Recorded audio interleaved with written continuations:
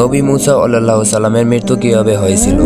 হাদিসে এসেছে, মুসা আল্লাহু সাল্লাম বয়স যখন 120 বছর, মৃত্যুর ফেরেশতা মালাকুল মাউত মুসা নবীর জান কবজ করিতে আসেন। কিন্তু মুসা আল্লাহু সাল্লাম রাগান্বিত হয়ে ফেরেশতাকে থাপ্পড় মেরে দেন। তখন ফেরেশতা আল্লাহর কাছে গিয়ে বলেন, আপনি আমাকে এমন এক বান্দার কাছে পাঠিয়েছেন যে কিনা মৃত্যু বরণ করিতে চায় না। আল্লাহ তাআলা তখন ফেরেশতাকে বললেন, তুমি তার কাছে ফিরে যাও, গিয়ে তাকে জিজ্ঞাসা করো সে কত বছর জীবিত থাকতে চায়।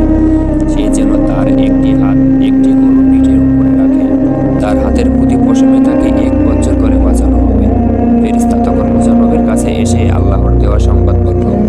মুসা আল্লাহু সালাম তখন ফেরেশতাকে হে মালাকুল মাউত, সেই বছরগুলো অতিক্রম হবার পর আমার কি হবে? তখন ফেরেশতার উত্তরে বললেন, তখন আপনার মৃত্যু হবে।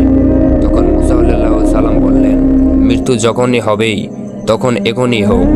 এই কথা বলে তখন ফেরেশতা তাকে জান কবজ করেন। আর এইভাবে মুসা আল্লাহু সালামের মৃত্যুবরণ